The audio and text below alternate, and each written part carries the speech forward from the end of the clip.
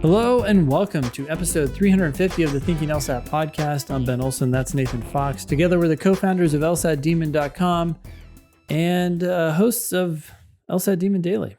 This podcast will air on Monday, May 16th, 2022.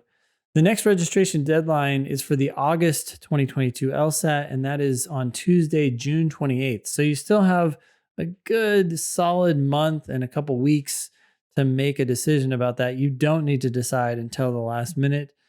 Just wait and see what your practice test scores are doing. We have a cool class coming up. It's going to be with Rachel Gezerseh. The class is How to Get a Law Job You Love. That will be on Saturday, May 21st at 10 a.m. Pacific, 1 p.m. Eastern. You can register for that class by going to lsat.link /Rachel. I'll be there. RACHEL. Mm-hmm. Yep, that's going to be great. I'll be there. I'm going to host and hopefully learn something as well. I'm not looking for a law job, mercifully, but I have been led to understand that the book can be used for other stuff besides just hustling for a law job. It's a lot of the exercises in the beginning of the book I've noticed are about like just sort of deciding what you want in broader terms. Mm-hmm. And some writing exercises and some thought experiments for, what would you do if you could do anything type of thing. So I will be there to host. That's I had to reschedule my Weekend Warriors class. Normally I teach a class at 8 a.m. Pacific. It's a 2 or 3 hour class at 8 a.m. Pacific. Normally 11 Eastern normally, but I moved that one on the 21st. We're going to do it an hour earlier. So Weekend Warriors will be at 7 Pacific, 10 Eastern, and then Rachel's class at 10 Pacific, 1 Eastern. And all you need is a LSAT Demon free account to go to Rachel's class. Yep. Yeah. Cool. All right. And you're shaking up your study group, which we talked about. It's now going to be focused on study plans. Is that correct? Yeah. So the class on the 19th, Thursday, May 19th, is going to be called 1 hour LSAT. And the idea there is, what are you good at? What are you bad at? When do you plan to take the official test? And we're going to make a study plan for you so that you can spend one high quality hour every day improving and working toward your goal. So that's on the Thursday, the 19th, 4 p.m. Pacific, 7 p.m. Eastern. Again, all you need is an LSAT Demon free account to come to my 1 hour LSAT class on May 19th. By the way, if you are a longtime listener of the show or even just joining us and you still haven't taken the first step to coming to Nathan's class and you have no good reason for not being there, just keep this thought in mind. Education is entertainment until you do something about it. So stop being entertained and just come and start learning from the man himself. Well, Mr. all Fox. of our classes are action oriented, right? I mean, Yeah. sure, it is entertainment, of course, but we don't want you to sit there passively. We want you to like take action and move forward. Well, I was talking about entertainment here. We're entertaining you on with the podcast. on the show. Yeah. And it's just entertainment until you take action on it. Yeah, I see. Yeah, sorry. Yeah. I misunderstood. But yeah. But the classes are action oriented. I mean, I'm that Rachel's class, I think you're going to have exercises to move your, you should be making lists of things to do and action steps to make yourself better. If you come to my 1 hour LSAT class, I think you should walk away with, okay, here's what I'm going to do tomorrow. Like, here's my 1 hour of LSAT prep that I'm going to do tomorrow and the day after that. And it really needs to be oriented, like biased toward like, let's take positive action in the direction that we want to go. That's what we're all about. Cool. What did we talk about on the show today? The biggest thing here was the ABA's announcement that they're going to consider removing the requirement that schools need to look at an LSAT or any sort of qualifying test in the admissions process. This news was really no news, and we're going to talk about that. Yeah. And I think that our soundbite on this, or, to just make the news real clear to all of y'all, we're going to Yep. talk about this at length on the show, but law schools currently weight the LSAT somewhere between 2 and 10 times more heavily than they weight GPA. They do Yep. that by choice. They don't do that because the ABA requires them to. They do that because it's useful to them. All the ABA is talking about doing is removing the requirement, but law schools love the LSAT. It's the number one determinant of where you're going to go and how much you're going to pay. This does not change that at all. It's like fake headlines, really shoddy journalism. And, it's all just clickbait and not really news at all. Yeah. Cool. Before we go on to the show, I do want to say really quickly, if you're at a school that has a pre-law society and that pre-law society has a website, if you can get the LSAT Demon on that website, we will give you 25% off the first month of any Demon plan. We will do that too for anybody in your law society. We're just trying to compete with the Kaplans and the Princeton Reviews of the world, who have gone around to all these pre-law societies and offered them deals on their websites. We just want to, compete with them toe to toe. So if you want to learn more about that, go to lsat.link/pre-law. Again, that's lsat.link/pre-law. And then email us at help@lsatdemon.com once you get the LSAT Demon on your website or your pre-law group's website, and we will help everyone out in your group. Yeah. One last announcement. We are hiring teachers in the fall. We're losing like a bunch of them are going to Yale and a bunch of them are going to Harvard and a bunch of them are going all over the other schools. But we rely on our podcast listeners and our LSAT Demon students to score in the 99th percentile and then come to work for us for a while before you head off to Harvard and Stanford and Yale. You do need a 99th percentile score report, and you need to send me a video of you teaching a logic game or you teaching your way through a logical reasoning question. You don't have to pretend that there's a class there. You just have to work your way through the question as if you were explaining it to someone. It's a fine line there, but just send in to me. You can just send it directly, nathan@lsatdemon.com. if you have a 99th percentile score on record and would like to become part of the Demon teaching corps. Thanks. On to the show. We had some breaking news this past week about the ABA eliminating the LSAT. You ready to deal with the fallout of the LSAT going away? Oh my God. Yeah. I mean, boy, the internet sure made it seem like that's what's happening, huh? Yep. That's what we saw. The ABA gets rid of the LSAT. Well, it started, the first thing I saw was a tweet, and I'm not going to name anybody, but it was breaking news. ABA to, eliminate LSAT requirement or something like that. And maybe it is technically correct. I mean, it's a shorthand for sure, because the actual news is a subcommittee of the ABA is recommending that they remove the requirement that law schools use an admissions test, not the LSAT specifically. The LSAT is, of course, the main one, but it's a recommendation that the ABA remove the requirement of law schools to use an admissions test. So they no longer have to use, if this they're no committee's recommendation, they're no longer required. We're removing a necessary condition. Yep. Okay. It used to be all ABA accredited schools must use an admissions test. That requirement, let's just say that this has actually happened, that the ABA will follow the recommendation from their own committee. But it hasn't. And a lot of recommendations in committees die. Right. So it doesn't most die. Right. So putting that issue aside, that this is a recommendation from a committee that might not ever actually be implemented. But if it did get implemented, I don't think it would change anything, because the truth is, law schools, according to their publicly available index formulas, weight LSAT somewhere between 2 and 10 times as heavily as they weight GPA, and GPA is the next best thing they have. So LSAT and GPA trumps everything else in law school admissions.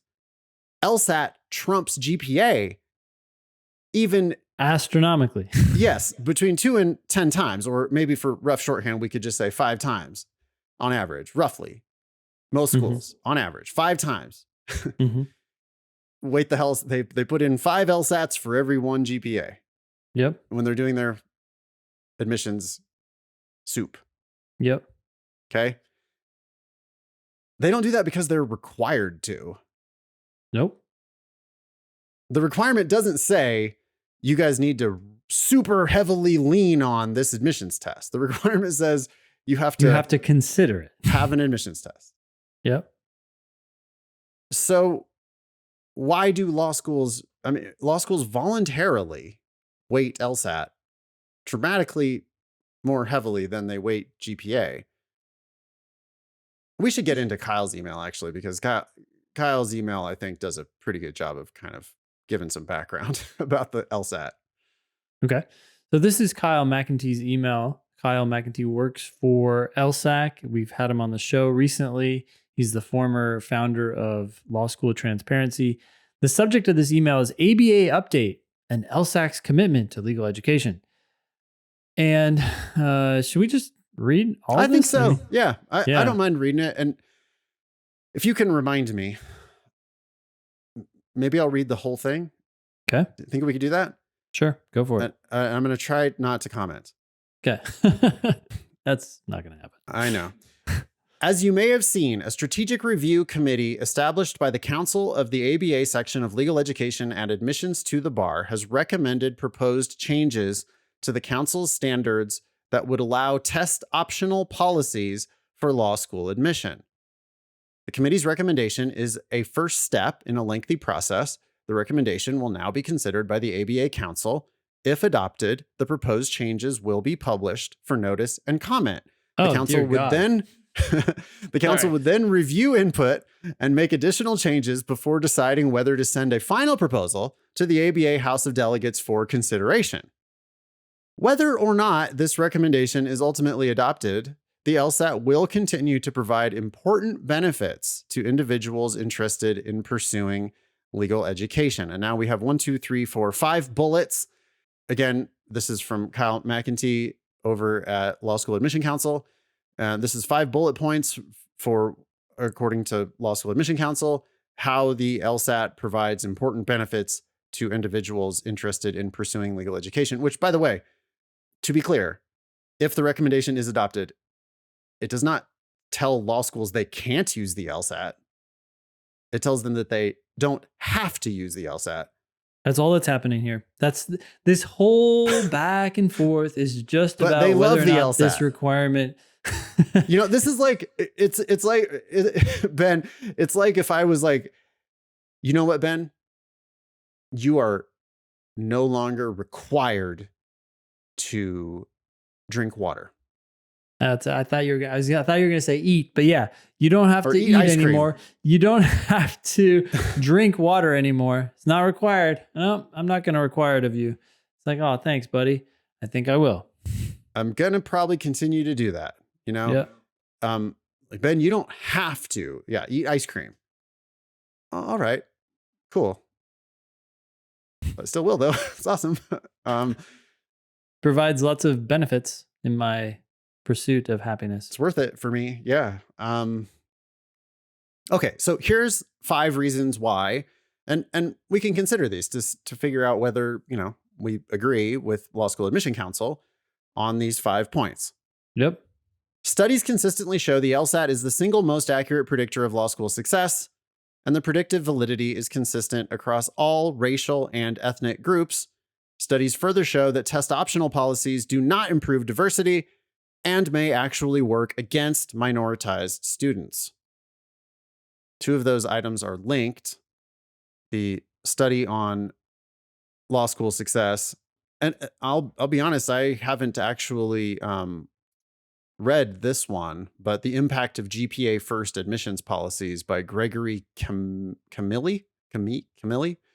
Okay. I mean, at a glance, looks legit. I would have to read through and think about it, but yeah, I mean, and anyone can get their data from anywhere. But the point is that you have to recognize that even if there are problems with the LSAT and it hurts some groups, the question isn't, does it hurt some groups? The question is, does it hurt some groups more or less than other alternatives? That's the question. And I think the LSAC is arguing here, it hurts it less, it helps more than other alternatives. we can dig into those arguments more deeply. I'll give that a read, and maybe we'll talk about it on a future episode. I do. That seems like a very interesting idea for a very interesting area to talk about. Sure. Okay. Bullet point number 2. The LSAT is currently the only standardized assessment accepted by all ABA accredited law schools. And we have heard from a number of schools that they intend to continue using the LSAT because of the valuable insights and information it provides as part of their overall admission process. Sorry to Kyle, but we have to do our LSAT teacher mode on this a little bit, don't we? Yeah, a couple of things. So you've heard from a number of schools. What about most schools? What do most schools think? Yeah. And what do schools when you think see a now? number, Yeah. when you see a number, it invites the question, what's the number? Yep. 3. Like how many? Because 1's a number, 2's a number, Yep. 3's a number. All 200 or whatever it is of the ABA accredited schools is also a number. Mm-hmm. So that is vague, I'm sure intentionally so. And, but so he did use all earlier. It's the only assessment accepted by all ABA accredited schools. So again, ABA schools are not required to use the LSAT. They're required to use an admissions test. Mm-hmm. All ABA schools accept the LSAT. Some also now accept the GRE. Yep. Maybe they'll start considering other tests, or maybe, yeah, I mean, the alternative is to just not use any tests at all, which they're going to no longer be required to do. But they weight it very heavily. So like, we're attacking the a number thing, but I think we probably agree that law schools will continue to use the LSAT. Yeah. The evidence provided here is, I'm sure, 100% accurate. It's they've heard from a number of schools, but I actually agree. Even though it's weak evidence, I think that it's supporting a point that is supported by other evidence that's even stronger. Oh yeah, and it stands up to intuition as well. I mean, if they're weighting the LSAT so heavily, yep, they're doing that because they think it's useful to them. Okay, bullet point number 3. The LSAT provides applicants with useful information on their preparedness for law school, the greatest flexibility on where to apply, and the greatest opportunities in terms of admission and financial aid. Okay, so it's getting into a bit of like a sales pitch. A little grandiose language here, but I actually agree with the sentiment. The LSAT is an alignment tool, right? You take that test. It does a good job of telling you, the applicant, where you and the law school where you two might meet, right? It's like a dating app, and it's lining people up who are probably good matches. As far as the greatest flexibility on where to apply, that's because every ABA school accepts the LSAT as the admissions test. But if we got rid of the requirement that they even have any admissions tests, then maybe some schools go admission test optional, at which point the LSAT no longer gives you flexibility on where to apply. You just apply wherever. But if some schools still require the LSAT, then you just have to take the LSAT anyway. Yeah, I would bet though. I would bet the vast, vast majority will keep the test, if not all of them. Yeah. Well, they use it right now as their number 1. Yeah. It's their go-to. It's their favorite metric. It's not perfect. Yeah. It's just their favorite. Yeah. It's not perfect. It's just the one that they like the best and the one that they rely on the most. Sorry, for some reason this is reminding me of dating stuff, but I do remember this economist wrote this paper about how if if you give up too easily in the dating process, not give up. If you settle too easily, right, you may end up with someone you're not happy with. But if you demand perfection, you're never going to find anybody. Right. So the test is is probably one of the best options out there that they have, and therefore, or it is the best option. And I they've taken it. had the book in my hand where some economists went in and studied essentially that, like assuming that, I mean, of course, it's making the assumption that relationships are forever, which, okay. Yeah. Yep. Big foundational assumption, but it's like they arrived at a number, like they mathematically proved it, where it was like, take the total number of people that you think you're going to meet that are dating possibilities. And then you have to say no. It's like you what was it? Oh, I forget what the analysis, because it was like, it's always just yes or no, right? But it was like, you have to go through a certain number, then pick the next one that's better than all the previous ones. Interesting. And there's some mathematical proof of that. And that's for, I guess that applies to any permanent thing. So house hunting, or like anything that's like sort of a long-term jobs, careers. Yeah. I've been thinking about that recently when it comes to making choices for, like a house or something. Like you have to look at a certain number. Do you remember if it was in the teens or like the single digits? I mean, it may not actually be that big of a number, right? It could be as small as like 6 or... I think it was like a percent. Because it was like, think about how many you're likely to reasonably actually encounter or whatever. And then it was like, well, okay, so you've got to compare. It's basically like 37% to get you a sample.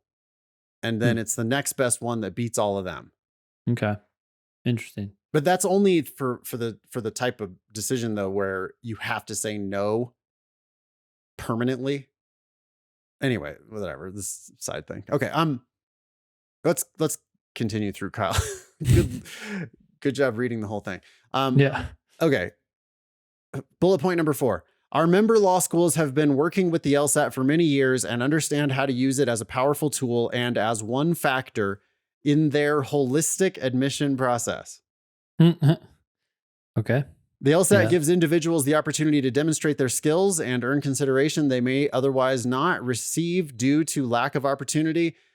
And I personally agree with that. Again, I mean, we were talking about this, maybe it was on the daily that we were talking about this, but like, I wouldn't be in this discussion.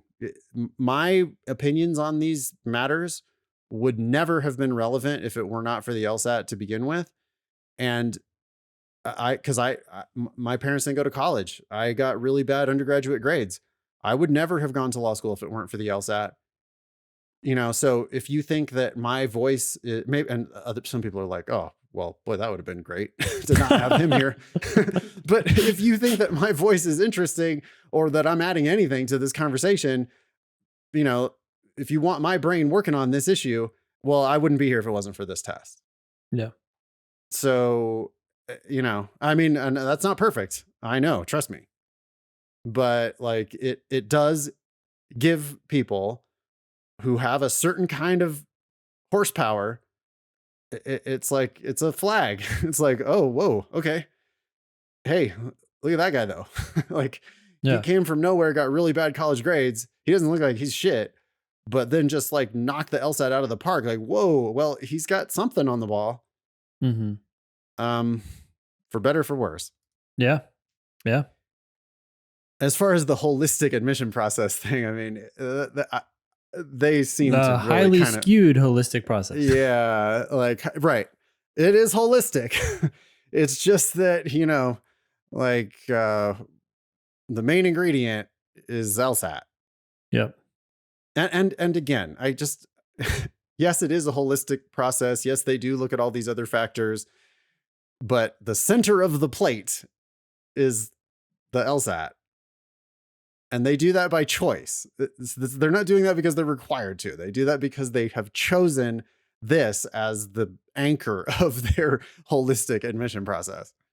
Yeah. I was just thinking about this as we were reading it. There are a bunch of people who help people get into law school, and they have different tools for helping them get into law school. And I think it's just kind of fortunate that we happen to be people who chose to work on the LSAT, because the LSAT is the main ingredient. And we're not saying that because we teach the LSAT. We're saying that because the data is showing that. And so we just got kind of lucky. I guess that's all. Exactly. Yeah. No, we are specialists in the thing that matters the most by far. And we didn't know that. I didn't know that before I got involved. I just liked the LSAT and started helping people with the LSAT. If you had asked me even 3 weeks ago, I would have said, well, LSAT and GPA, they're about the same. Right. That was 3 weeks ago. We've been doing this for 15 years.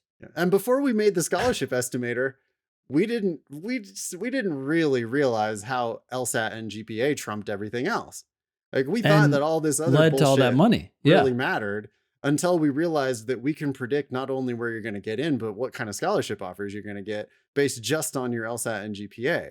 All that other shit in the holistic admission process. I'm not saying you don't, obviously you have to do it. It is required. You have to have, you don't want to fuck it up. But we've seen so many personal statements that we know that almost all personal statements are complete garbage anyway. Yeah.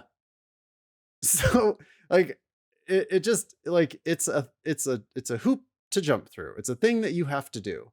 But does it matter that much when law schools have index formulas? So this, I return to this idea. I think that this idea is incredibly important. It's really, really instructive. Yeah.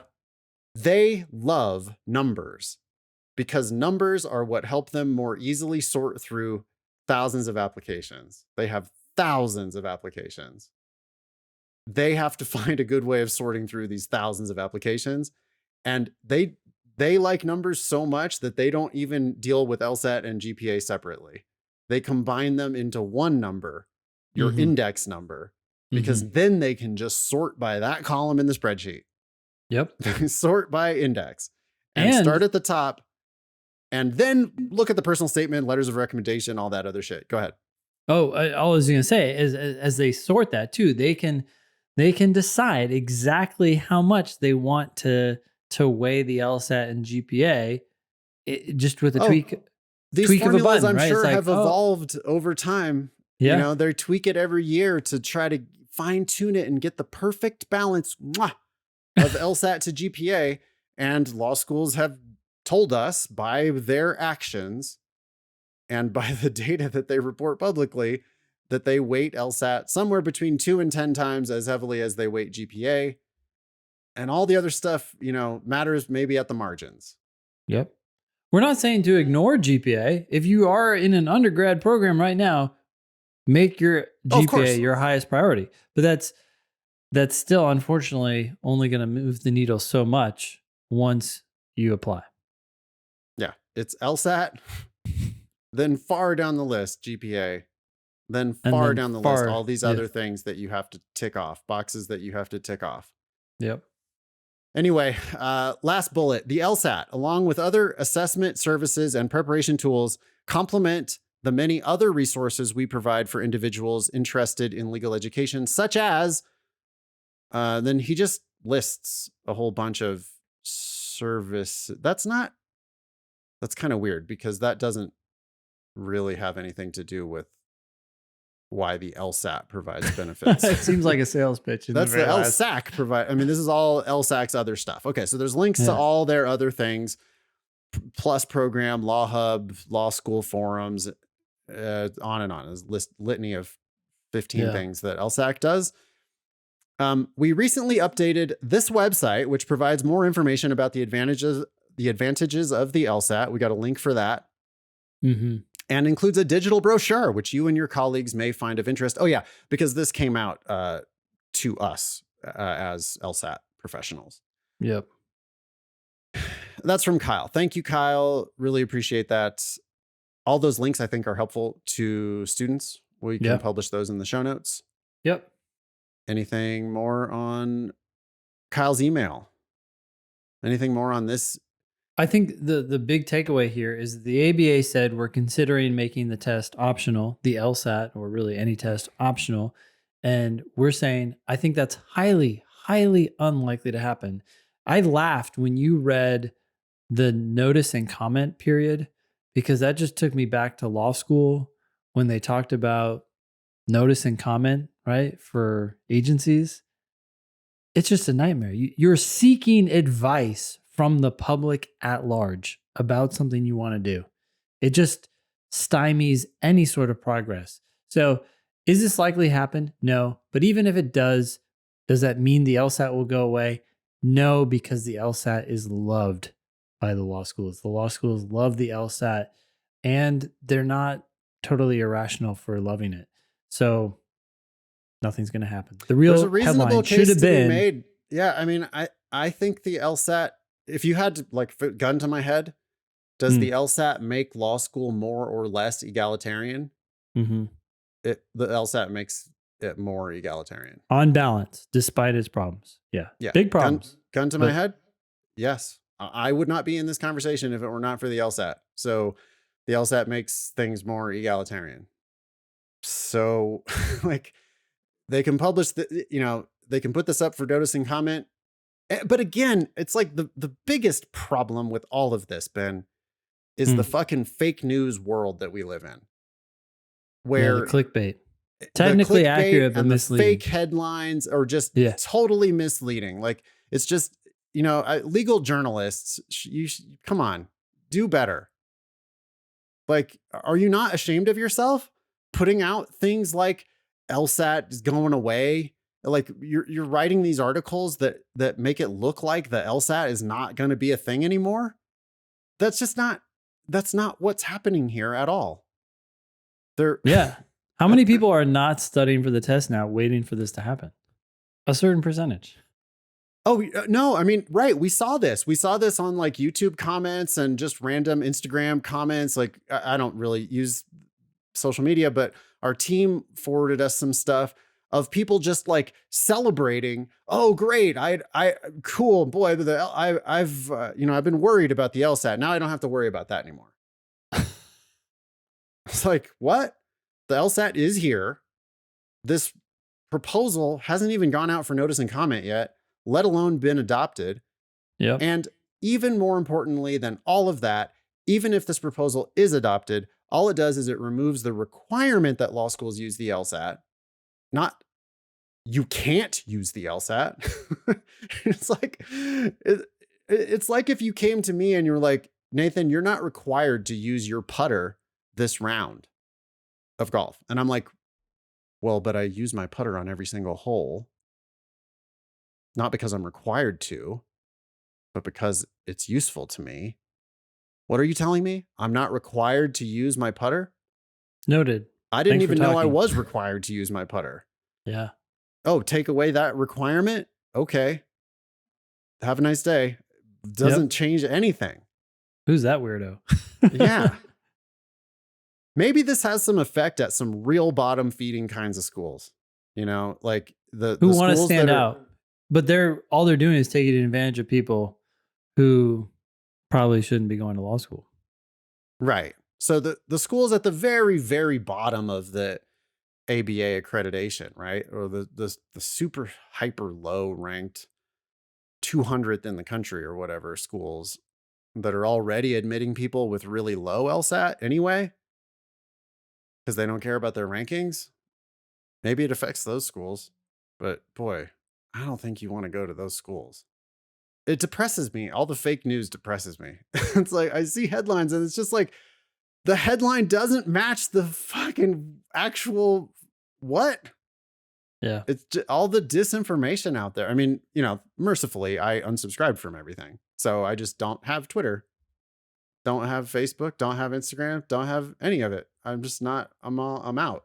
But I do manage our email feeds and our email channels for the agendas. And so then I get everybody just emails, which thank you. I appreciate when you email help@thinkinglsat.com. Thank you. But like, be a better consumer of news. Because this shit is like obviously not what it says it is. Anyway. Pearls versus turds. Samuel, you got it? I got it. Hey, Ben and Nathan. I saw this bit of advice in the chat of one of Nathan's study group classes. Okay. So Samuel's in your free twice a month class, happens every Thursday, right? At 4 p.m. Pacific, 7 p.m. Eastern. You know what? We're gonna tweak it a little bit. Okay. I like to change. I like to try different stuff. Study group has been feeling slightly stale, so I'm gonna start maybe offering more focused, targeted. Like it'll be a different topic, but I'm planning on still doing a free class every other Thursday, of some stripe or another. I think I'm gonna do the next one coming up on the 19th. Is that right? Of May. Okay. Which is going to be focused on building an LSAT study plan. Might as well shout out that exact date. Yeah, Thursday, the 19th at 4 p.m. Pacific, 7 p.m. Eastern. I'm doing a class called 1 Hour LSAT. In that class, I will guide you toward your ideal study plan based on what you're good at, what you're bad at, and when you hope to take the official test. So it's similar vibes, you know, a lot of, I do best in open Q&A kinds of conversations, but this is going to have like a little more targeted goal version of that. Oh, and go to lsatdemon.com and sign up for a free account if you'd like to come to that Zoom. It'll be fun. Yep. Cool. Okay, so Samuel, sorry, is in one of your classes, one of these classes, and someone's providing some advice in the chat, which happens all the time, by the way, in our Zoom classes. And Samuel says, I fail to see the logic behind this advice, but maybe I'm missing something. Here's the advice. You should not do any type of LSAT practice for the 3 days prior to your test. Okay, so you abstain from the LSAT for 3 days before the test. What do you think? Turd, probably. I mean, it's so absolute. I don't love the absoluteness. People love to latch on to timelines. I've heard people do warm-up practice questions, just a couple before their official test, so that would violate this. I don't want people obsessing. I don't want people doing too much, right? Sometimes they try to squeeze in or cram. It's like, no, just keep doing what you're doing or don't do it. I don't care so much on the last couple days, but I also don't have a problem with someone doing that. Maybe they have anxiety about not doing something. Exactly. Yeah. So, that advice, if you're like really well prepared, sure. Yeah. And if you're not really well prepared, then you probably shouldn't be taking the test anyway. But most people are going to take the test with some imperfections in their game, right? Like I like the idea that we are lifelong students of the test, you know, as teachers, we have to be students of the test.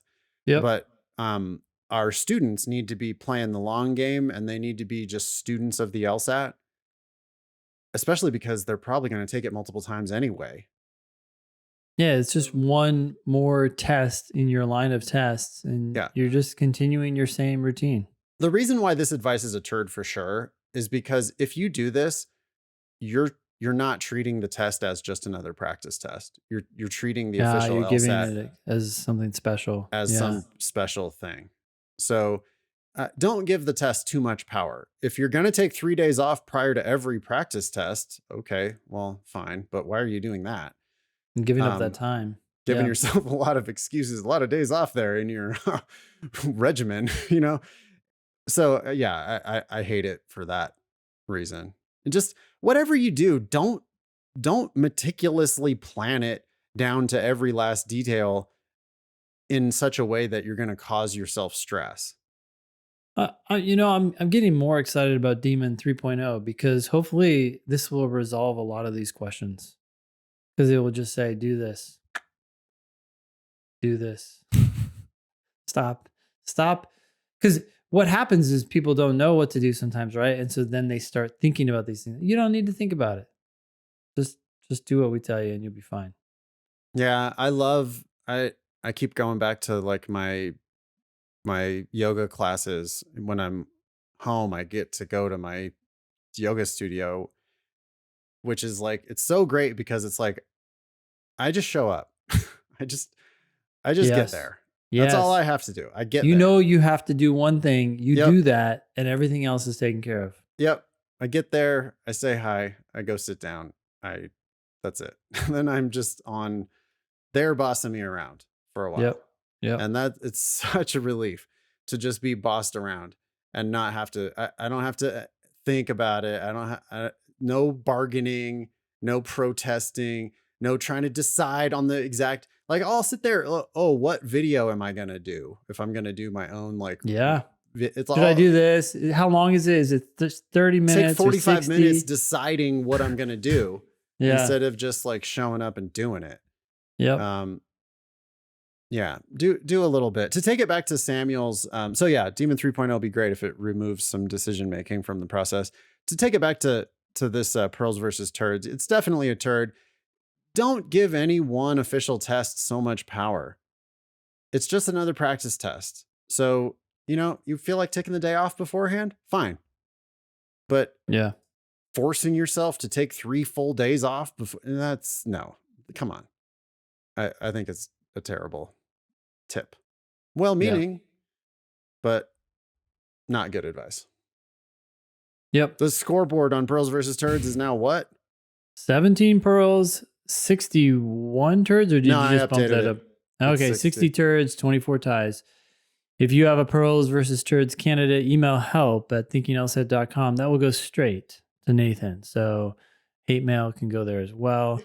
You can find us on social at thinkinglsat. Cool. Beautiful. What's this next one?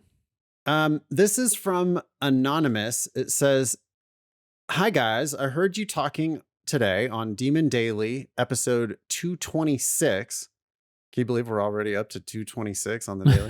Yeah, it's going fast. Feels like it was an idea yesterday.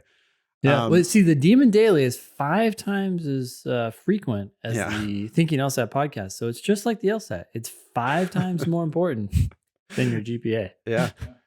Daily episode 226 regarding LSAC's test taking limits policies. I wanted to share that I successfully negotiated with LSAC to register for 4 tests this cycle. Ooh, interesting. However, I broke my shoulder a few weeks before what would have been my 3rd test this cycle. And because the potential surgery date would have conflicted with my approved 4th test this cycle and my 5th within the 5-year rule, I was able to cancel and get full refunds for both. And so glad in retrospect that I was spared that April technical debacle, because the April administration had lots of website issues. So now I plan to register for the first 2 tests next cycle. And yes, I can spend that test refund dough on more Demon Live in the meantime. This is from one of our favorite students. I'm glad she'll be back. Yeah. All this is to say that it's fairly straightforward to appeal the cycle limits, but even then be prepared for life to happen. It doesn't say how she negotiated for that 4th test. That's exactly what I was going to ask. It's like, what reason did you use to request a 4th test in this cycle other than the cycle limits are arbitrary and stupid? Because I imagine that doesn't go over well when you say that. No, but I have a feeling that you don't have to give much of a reason. Yeah. I bet, or, like it has to give the appearance of being a good reason. Mm-hmm. Right. It's like, I don't know. There is an appeals. As soon as you hear that there is an appeals process. Oh, they're inviting you. Yeah. Yeah. It's like, oh, well, then in that case, let me get my appeal ready. Well, so, yeah. I will say that LSAC has come a long way from the days. Remember when, just so long ago, people would ask me in class, this is 10 years ago, 12 years ago, they'd be like, oh, you know what? I have this problem. And so I need this for the test, or I have this health issue, or I have this, psychological evaluation. And I just was like, sorry, good luck with that. They're not going to give you an exception for that. But it seems like that's all different these days. Well, yeah. I mean, they also removed the limit entirely for a while. At one point. Mm-hmm. So they seem kind of conflicted about whether they think this is a good idea or not. It's probably a policy made by committee, and you got some people who think one thing and some other people who think another thing. And then the committee changes, and then opinion on this whole issue changes, but I wish they would just make it simpler. This is on my, LSAC wish list. It would be, I hate having to have these long conversations with people about the limits and the cycle reset and all that shit. Just make it like 5 times. Yep. 5 times. Good luck. Just period. Lifetime, 5 times. That's it. Plus an appeals process. Yep. Fine. That's fine. That would be fine. Yep. If you do that, it just eliminates all this. God, it's just the strategizing. Oh God.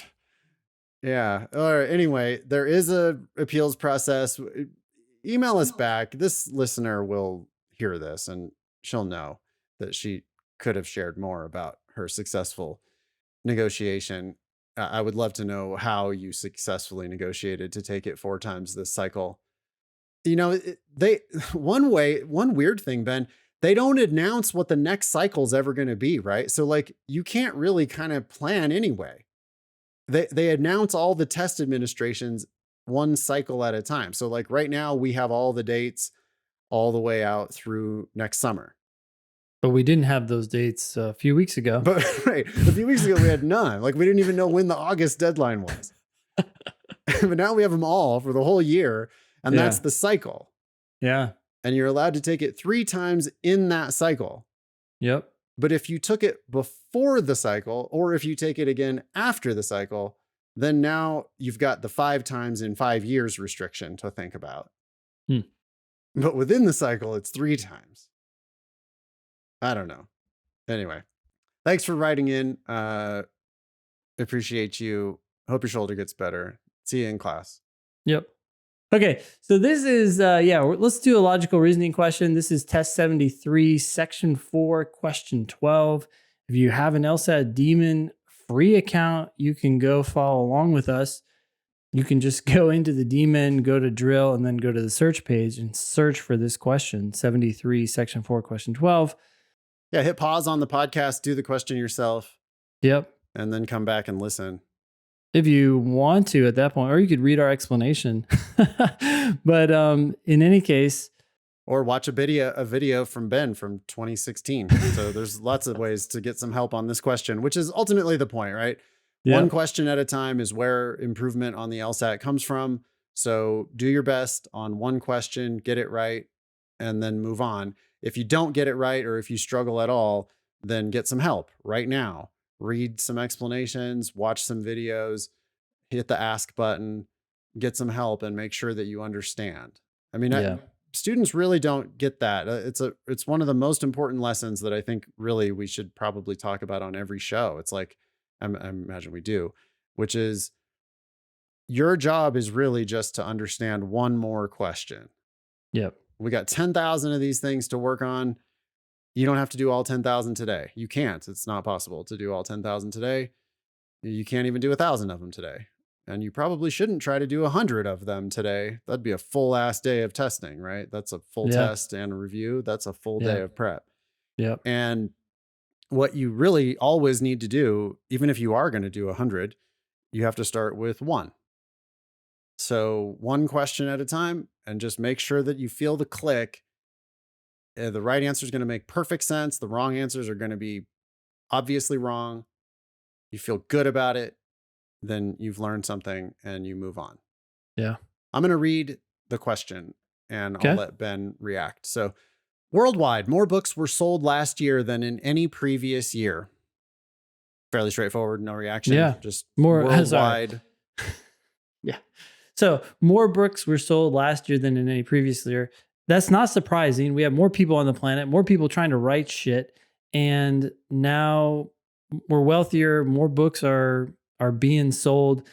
It doesn't actually say whether more types of books are being sold. Maybe it's just we're selling more of one book. But whatever it is, it's not surprising to see growth here because we're seeing growth in everything.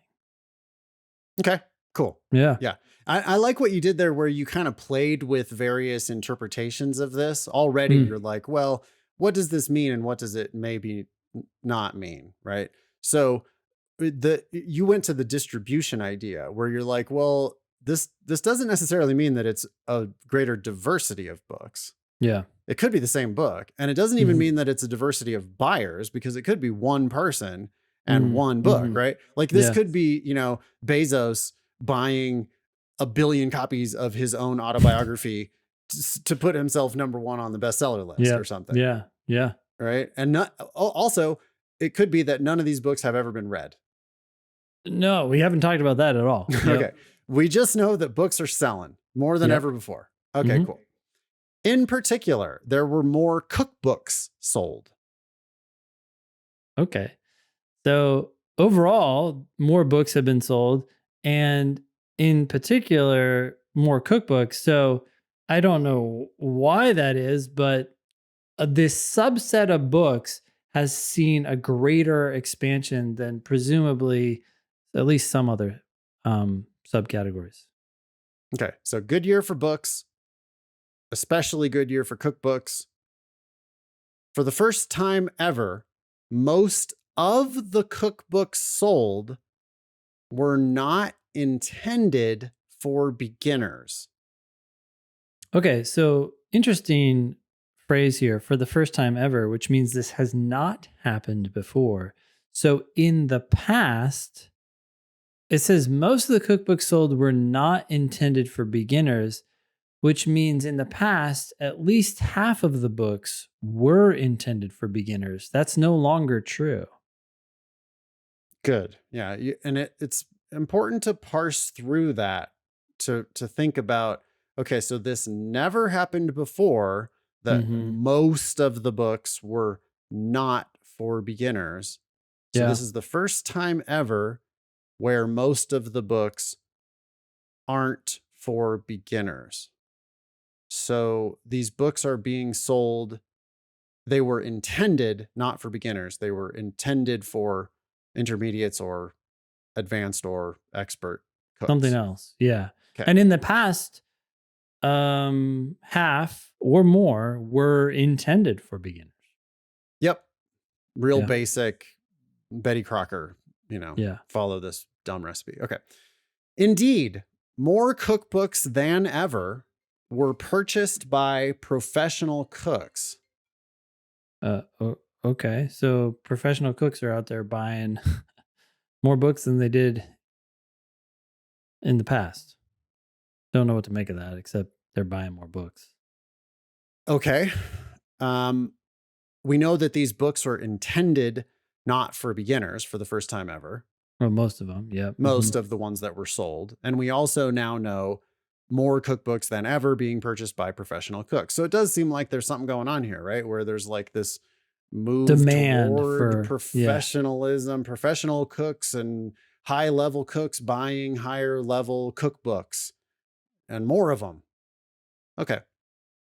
However, one of the few books available on every continent is a cookbook written for beginners entitled Problem-Free Cooking. Okay. I mean, it sounds like this is some sort of, it's almost presented like a mystery, right? However, this is a strange thing. There's this book, and it's one of the few books that's available on every continent, which I don't give a shit about, because you could just have one book, one copy of that book on every continent, and now it's on every continent.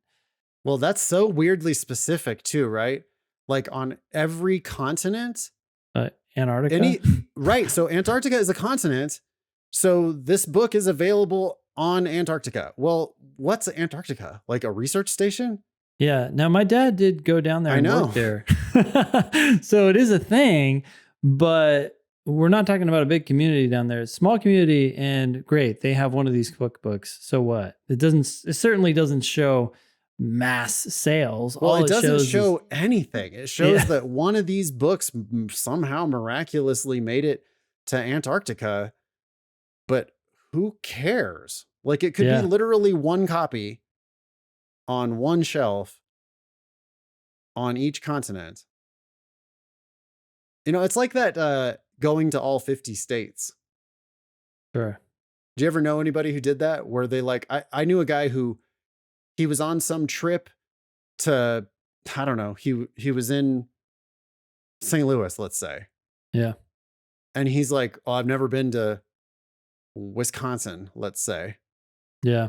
And he like drove 5 hours or whatever it is. I'm getting it all wrong. I'm sure it's Midwest. I don't know, but I don't know the distances. But anyway, the punchline is he literally drove to the state line, got out of the car, put his foot on the ground, got back in the car and drove. Yeah. Back. You're like, congratulations. You've been to Wisconsin. Like, bravo.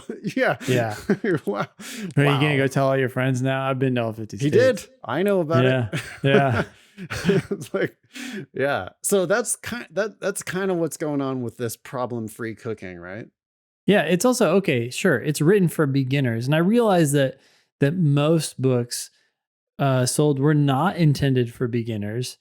But that doesn't mean that there couldn't be a shitload of books that still were intended for beginners and were sold. So the fact that this one happened to get around everywhere and it was written for beginners, to me, is completely unsurprising. I'm just like, okay, there's one that exists out there that got to every continent. What that means, I don't know, but fine, whatever. Now, at the same time, I'm at the end of this argument and I don't see any actual argument here. I'm at the end of this passage and I'm realizing it's just a bunch of facts. It's like fact. It's like, okay, cool. The question says, which one of the following is most strongly supported by the information above? Okay. This is a supported question, or simply put, a must be true question. What has to be true given everything that they just told me?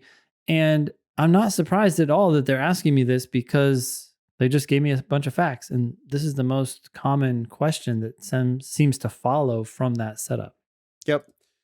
Do you think that the correct answer is going to have anything to do with problem-free cooking? Certainly could. I mean, I actually don't necessarily favor one fact over another. I just kind of anticipate it to be a combination of a couple of these facts. Which ones, I don't know. Sometimes they like to distract me. Sometimes they, with a fact that's kind of interesting. But right. But did problem-free cooking connect to anything? Not. I mean, the only thought it made me think is it guarantees that some books were for beginners. Well, what do you mean guarantees that some books were for beginners? Well, it just says available. Yeah, we don't know that, sold. I don't know that anyone has ever bought a copy of this book. And as far as I know, there's exactly 7 copies of it. Yeah. One on each continent. So I guess what I'm saying is that I think, it's useful sometimes on this type of a question to just notice like, well, we have some facts that are kind of more powerful. Like the very first one, more books sold last year than any previous year. Damn. Okay, so global book sales higher than ever. More cookbooks sold. This new thing about cookbooks for the first time ever, more of them being sold that aren't for beginners. It's like all these facts that are like actually kind of useful or like big, like mean a thing in real life. And that last thing is like, oh, whoa. So this problem-free cooking somehow made it to all the continents. So what?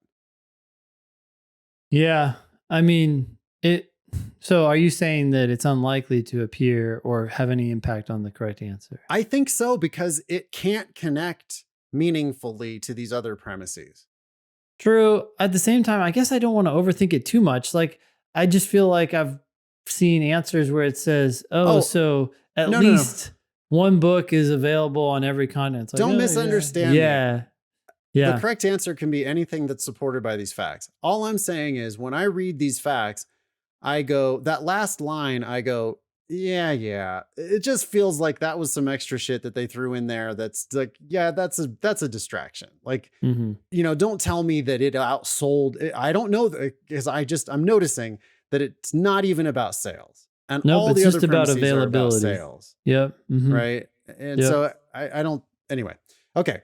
Let's go through these answers. One of them we can prove, the other 4 we can't. A, last year there were more cookbooks sold that were not intended for beginners than in any previous year.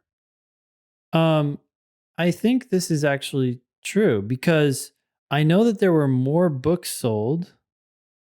In particular, there were more cookbooks sold. So the number of cookbooks sold has increased, right? So that group has increased. And at the same time, the percentage of books not intended for beginners within that group has increased. It went from not being most to being most. So as long as everything is getting bigger, right, then the actual number is going to be getting bigger. Yeah. I was a little bit hesitant at first because I was like, okay, well, just because the percentage of books sold that were not intended for beginners went up doesn't mean that the actual number went up, because if the group as a whole contracted, right, then you would have a problem, right? But I'm knowing from the first two sentences that that group did not contract. In fact, it expanded. So I think this is true. But I would the pie's getting bigger. Yeah. And books not intended for beginners is a bigger share than ever. So it's a bigger slice of a bigger pie than ever before. Yep. And you think A is proven by these facts. I agree. Yeah. But let's take a look at the rest. B, the best-selling cookbook last year was a cookbook that was intended for beginners. Okay. So they're hoping that because this problem-free cooking is on every continent, available on every continent, some people will wrongly assume that it was the best-selling book. And that kind of gets to my skepticism from before, right? Where it was like, you haven't done shit with this problem-free cooking. Mm-hmm. I know that it exists on the 7 continents. I don't know that anybody has ever bought this thing at all. B, get out of here. Yep. If anything, the rest of the facts tend to suggest that the books that are selling the most are intended for not beginners. Are not intended for beginners. Well, you were right. They're intended for non-beginners. Yeah. Yeah, they're not intended for beginners. C, sales of cookbooks intended for beginners were lower last year than in previous years. No, not necessarily. Because even though they make up a smaller percentage of the pie itself has gotten bigger. So, and the pie could have doubled or tripled or whatever. So a smaller piece of that pie could be more than they had gotten in the previous year. D, most of the cookbooks purchased last year that were not intended for beginners were purchased by professional cooks. I have no idea. It says, indeed, more cookbooks than ever were purchased by professional cooks. So I know that the number of books that these professional cooks are buying has gone up, but it still could be a very small percentage and not more than half. Yeah, that we know that share of the pie is getting bigger, but it could still be 1% or something. Yep. We don't know that pro cooks are buying most of the books. E, problem-free cooking sold more copies last year than did any cookbook written for professional cooks. I hope we put that one to rest.